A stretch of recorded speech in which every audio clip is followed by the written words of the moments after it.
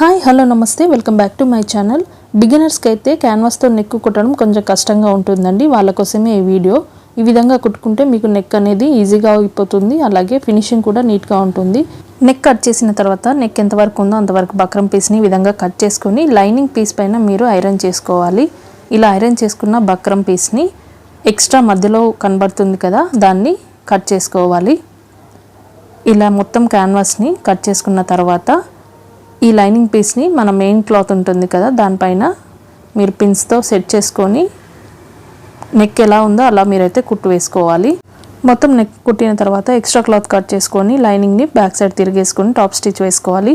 దీనికి పైపింగ్ కూడా వేసుకోవచ్చు. నేను లైస్ని అయితే అటాచ్ చేశాను.